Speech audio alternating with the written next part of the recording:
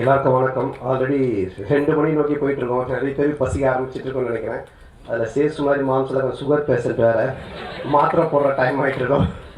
So அதனால் நான் ஸ்ட்ரைட்டாக சக்ஸஸ் மீட் நன்றி அப்படின்றது நம்ம ப்ரொடியூசர் விஸ்வாஸ் சாரில் ஆரம்பித்து ப்ரொடக்ஷனில் டீ கொடுக்கிற தம்பி வரைக்கும் நம்ம எல்லார் பேருமே சொல்லி ஆகணும். ஏன்னா எல்லாருடைய உழைப்பும் தான் இந்த படத்தினுடைய சக்ஸஸ். ஸோ எல்லாருக்குமே என்னுடைய மனமார்ந்த நன்றி.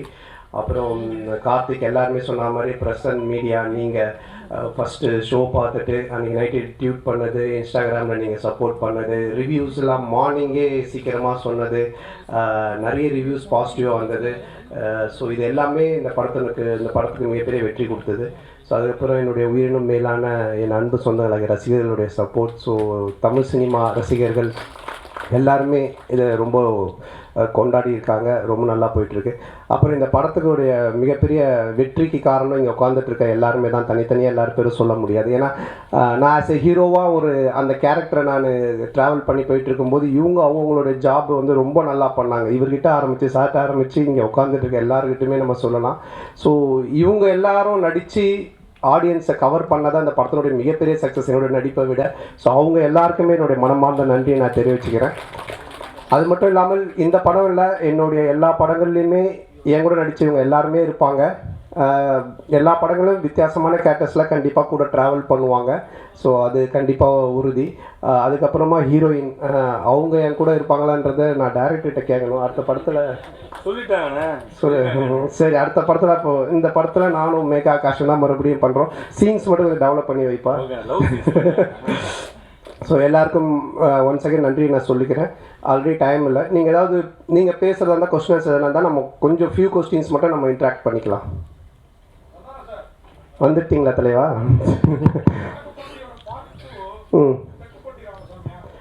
இல்லை, தெற்குப்பட்டி தென்ராசு அப்படின்னு சொல்லி நாங்கள் ஒன்று யோசித்து வச்சுருந்தோம். ஆக்சுவலாக வடக்குப்பட்டியிலேருந்து அந்த சைடு போயிட்டோன்னு. பட் இப்போது அதை விட வேறு ஒரு ப்ராஜெக்ட் போயிட்டு இருக்கிறதுனால இது கண்டிப்பாக பண்ணுவோம். அது நீங்கள் பார்க்குறவங்க தான் முடிவு பண்ணிக்கணும். ஆத்திகராக பார்த்தீங்கன்னா அது ஒரு ஆத்திகர் படமாக தெரியும், நாத்திகராக பார்த்தீங்கன்னா இது ஒரு நாத்திகர் படமாக தெரியும். ஏன்னா மக்கள் ரெண்டுமே மிக்சடு, எல்லாருமே கலந்து சினிமாவை என்ஜாய் பண்ணுன்றதுனால அப்படி ஒரு கிளைமேக்ஸாக டேரக்டர் வச்சுருக்காரு. நீங்கள் ஆத்திகரா நாத்திகரா? அப்போ சாமி படம் தான். சொன்னாங்க சார். அதே மாதிரி ஹீரோயின் உங்கள் படம் எல்லாத்துலேயுமே பிரமாதமாக இருப்பாங்க, இந்த படத்துலையும் பிரமாதமாக இருக்காங்க. ஆனால் அவங்களோட ஒரு நல்ல ஒரு டூயட்டோ இல்லை லவ் சீனோ இல்லை. அதை இப்போ கேட்டீங்க. அடுத்த படத்தில் இந்த படத்தில் காமெடி எல்லாமே எக்ஸ்ட்ரானரி ஜனரஞ்சகமாக பிரமாதமாக இருந்தது. அந்த விஷயம் எங்களோட அந்த ஃபீலிங்கும் இல்லை. உங்களுக்கு இது நான் எழுதி கொடுத்து கேட்ட மாதிரியே இருக்கும். யாருன்னா பார்த்தாங்கன்னா இவன் மனசில் இருக்கிறதெல்லாம் அவன் கேட்குறாங்க. இல்லை, இப்போ கூட நான் சொல்கிறேன், இந்த காஸ்டியூமும் இந்த ஹேர் ஸ்டைலும் வேறு யாராவது போட்டு வந்தாங்கன்னா நன்னு படத்தில் வர பேய் மாதிரி தான் இருப்பாங்க. ஆனால் அவங்கள பாருங்கள் எவ்வளோ பியூட்டிஃபுல்லாக இருக்காங்க. இவங்களோட எந்த சீனுமே இல்லை தான். நான் தான் கேட்டேன் கார்த்திக்கிட்ட, இவனும் உங்களை பேர் தான் வச்சிருக்கேன், ஆனால் இந்த ரசனை வரமாட்டேது, நான் என்ன பண்ணுறது? அதனால் அடுத்த படத்தில் கண்டிப்பாக வச்சிருக்காரு. கேட்டுங்க, அவங்க கேட்குறாங்க, நான் கேட்குறேங்க. அதான் காமிச்சிருக்கீங்க கர்நாடகா கோவில். இல்லை, நீ இந்த கொஸ்டினை வேற மாதிரி மீன் பண்ணி கொண்டு போகிற போல. அந்த மாதிரி எந்த கோவில் எதையுமே நம்ம இது பண்ணல. எந்த கோவிலாக இருந்தாலுமே அதை வச்சு கடவுளை வச்சு காசு பண்ணுறவங்க மேலே தப்பு. அதே மாதிரி அந்த கடவுள் நம்பிக்கையை வச்சு அரசியல் பிரச்சனை பண்ணுறதும் தப்பு அப்படின்றதான் காமிச்சிருக்கோம். உனக்கு எப்படி தோணுது? கடவுள் நம்பிக்கை இருக்கிறவங்களுக்கு இருக்கு, இல்லாதவங்களுக்கு இல்லை. ஸோ அதனால அவங்க 2 பேருக்குமே அது பொதுவாக தான் வச்சிருக்கோம். என்ன பொறுத்த வரைக்கும் இருக்கு. நான் சாமி கும்பிடுறவன், நான் ஆன்மீகவாதி, நான் கடவுள் நம்பிக்கை உடையவன். இப்போ கூட கயிறு கட்டிட்டு இருக்கேன். அதனால என்னை பொறுத்த வரைக்கும் இருக்கு. இல்லாட்டி நான் சூழலை வச்சுட்டு நிற்கவே மாட்டேன். அதனால சார், இந்த படம் ரிலீஸுக்கு அப்புறம் அந்த முன்னாடியான ஒரு கேட்டார் அந்த இஷ்யூ அது மக்களுக்கு கிளியர் ஆயிடுச்சுன்னு நம்புறீங்களா? ஆமாம். இல்லைன்னா இது வெற்றி படமாக இருக்காது. யாருமே சிரிச்சிருக்க மாட்டாங்க, கைத்தட்டி இருக்க மாட்டாங்க, ரிவ்யூஸ் நல்லா வந்திருக்காது. நீங்கள்லாம் பார்த்துட்டு பாராட்டி எழுதியிருக்க மாட்டீங்க. நீங்களே இந்த கேள்வி இப்போ கேட்டிருப்பீங்களா? வேறு தான் எழுதியிருப்பீங்க. அதனால் அது மக்கள் ஏற்றுக்கிட்டாங்க. மக்களுக்கு புரிஞ்சிருச்சு இவங்க என்ன சொல்ல வந்திருக்காங்க.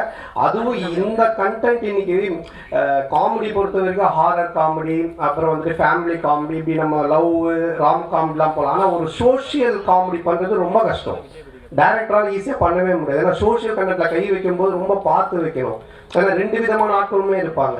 ஸோ அது ரொம்ப கார்த்திக் பியூட்டிஃபுல்லாக ஹேண்டில் பண்ணதுனால 2 விதமான ஆடியன்ஸுமே என்ஜாய் பண்ணுறாங்க. நாத்திகரும் என்ஜாய் பண்ணுறாங்க, ஆத்திகரும் என்ஜாய் பண்ணுறாங்க. ஸோ அதுக்கு உண்மையிலே டைரக்டர் தான் நம்ம பாராட்டு சொல்லணும். அதே மாதிரி கூல் சுரேஷ் இந்த கண்ணாடி நீங்க கொடுத்ததா தான் சொன்னாரு. அதுக்கு அந்த கருப்பு பெயிண்ட் அடிச்சிருக்கலாம்ல. உண்மைதான். இதோட அந்த கண்ணாடி யாரும் யூஸ் பண்ண மாட்டாங்க. நாங்கள் திருப்பி நீ வாங்கி யூஸ் பண்ணி பாரு, பண்ண மாட்டேன்ல. அது அவன் அப்படிதான் பிக் பாஸ் ஒருத்தர்கிட்ட ஒரு ட்ரெஸ் வாங்கி வந்திருக்கான். அவங்க பேர்லாம் சொல்ல மறந்துட்டா, கண்ணாடி மட்டும் சொல்லிட்டான் இவருக்கு தான் வாங்கினேன்ட்டு. அவனை பற்றி நீங்கள் பேசிக்கிட்டே இருக்கணும். அதுதான் அவன் ஏதோ ஒன்று பண்ணுறான், அது கண்டுக்காட்டீங்க. ஆமாம், அது ஃபஸ்ட்டு அந்த ஒரு இஷ்யூ ஆச்சு. அதுக்கப்புறம் அது ஒரு பாலிட்டிக்ஸாக மாறிச்சு. இப்போ நம்ம படம் எடுத்தது எல்லாரும் மறந்து கவலையை மறந்து சிரிக்கணுன்றது அது ஒரு பிரச்சனையாக ஒரு பாலிட்டிக்ஸாக மாறும்போது எதெல்லாம் நமக்கு தேவையில்லை அதை நம்ம ஸ்மூத் பண்ணிக்கணும் அப்படின்றதுக்காக சில விஷயங்களை விட்டுட்டோம் வேண்டான்ட்டு. ஆமாம், அதில் என்னென்ன இருக்கு. ஆமாம், அதில் ஒரு ஹீரோயின் கிடச்சிட்டாங்க, இன்னொரு ஹீரோயின் மட்டும் கிடைக்கல. கொஞ்சம் அப்படியே பார்த்துக்கிட்டு இருக்கோம். எங்கள் பத்திரிகை உலகின் நயன்தாரா மட்டும் இருக்கீங்க, அனுஷ்கா காணும். அனுஷ்கா வரலையா?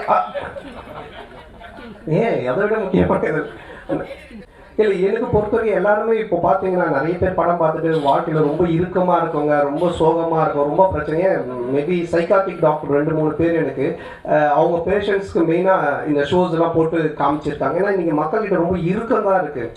எல்லாருமே முகத்தில் ஒரு சோகம், ஒரு சந்தோஷமே இல்லை. அட்லீஸ்ட் நம்ம கடவுள் ஒரு விஷயத்த கொடுத்துருக்கேன். நான் என்னோட சின்ன வயசில் ஆரம்பிக்கும் போது என் கூட இருக்கிற எல்லாரும் நான் சிரிக்க வச்சுக்கிட்டே இருப்பேன்.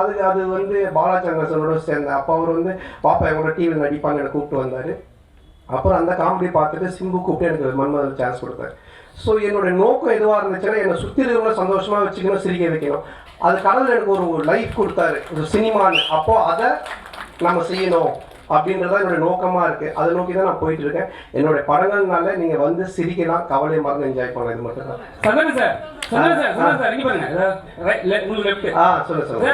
படம் ஃபுல்லா சூப்பரா இருக்கு. ஆனா அந்த கட் சீன் அதுவே நல்லா இருக்கு. நீங்க இல்லன்னு சொல்லிட்டு அதை கட் பண்ணிட்டீங்களா இல்ல டைரக்ட் பண்ண வேலையா? இல்ல என்னன்னா ஒரு ஃபுல் லென்த் பார்க்கும்போது உங்களுக்கு கதை நகர்ந்து போகும்போது சில சீன்ஸ் ரொம்ப காமெடியா போயிட்டு இருந்தாலும் கதைக்குள்ள போனா கொஞ்சம் லேக் ஆகும். அப்போ அதை எடிட்டர் எடிட்டர் சாரா அவர் கையில இருக்கு, எங்க கையில கிடையாது. அவரே கட் பண்ணிடுவோம். அதுக்கு தான் அவரு வேலையா கொடுத்து வச்சிருக்காங்க. இல்லைங்க இது காமெடி நல்லா இருக்கு, ஆனா பட் இங்க கதை கொஞ்சம் மிஸ் ஆகுதுன்னா அவர் கையில இருக்கு அந்த கத்திரி. அதான சார். அதே மாதிரி முன்னாடிலாம் நீங்க ஹீரோவுக்கு நண்பராக வர்றப்போ கூட உங்களையே பார்த்துட்டு இருக்கணும்னு தோணும். இப்போ நீங்க ஹீரோ ஆன பிறகு உங்க கூட இருக்கிறாங்களா பெஸ்ஸஸ், மாறன், ரவி மரியா சார், கூல் சுரேஷ், இவங்களெல்லாம் அவங்களுக்கும் ஸ்பேஸ் கொடுத்து நடிக்கிற மாதிரி தெரியுது. இந்த மாற்றம் எதனால எப்போலேருந்து நகர்ந்தது? இல்லை, இப்போ ஒரு காமெடின்னா அந்த காமெடி நடக்கிறதுக்கு மற்றவங்க சுற்றி இருக்கிறவங்க அதுக்கு ஆக்ட் பண்ணணும், அதுக்கு ஸ்பேஸ் தரணும். நானும் பேசுவோம் காமெடி, அவரும் பேசுவார், இவங்களும் பேசுவாங்கன்னா அது சண்டை மாதிரி ஆகிடும். அதனால தான் நிறைய படத்தில் நிறைய காமெடியன்ஸ் இருப்பாங்க, ஆனால் காமெடி ஒர்க் அவுட் ஆகாது. என்ன ஆகுனா சண்டை மாதிரி ஆகிடும். என் மேலே பஞ்சு முடியணும், இல்லை நான் தான் பஞ்சு பேசுவேன். அது பண்ணக்கூடாது. அங்கே ஒருத்தர் செட்டிலாக ப்ளே பண்ணணும், மற்றவங்க அது யார் பண்ணுறாங்களோ அவங்க கொஞ்சம் பண்ண வைக்கணும். அப்போ தான் காமெடி ஒர்க் அவுட் ஆகும். ஸோ அதை நான் இந்த படத்தில் பண்ணேன். இதுக்கு முன்னாடி இதுக்கப்புறம் வர படங்களே அதான் நான் பண்ணுவேன். என்னுடைய ரோல் நான் பண்ணிவிட்டு சுற்றி காமெடியன்ஸ் அவங்க என்ன பண்ணுறாங்களோ அதுக்கு நம்ம ஸ்பேஸ் கொடுத்து ஒர்க் பண்ணுறது.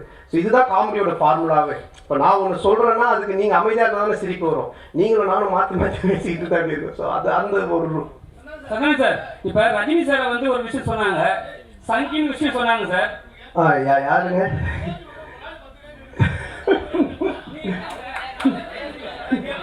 சரி, அண்ணன் கேட்ட முடியுமா?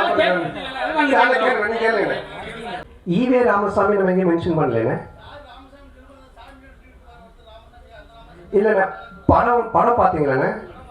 படத்தில் அந்த பையன்கிட்ட கடவுள் நம்பிக்கை இல்லைன்னு ஒன்று சொல்லுவாங்க அவங்க அம்மா. அதாவது கடவுள் இருக்காரான்னுவாங்க. நான் இவ்வளோ கஷ்டப்படுறேன், பானை செய்கிறேன், நான் எப்படி கடவுளை நம்புறதுன்னு அவன் சொல்லுவான்.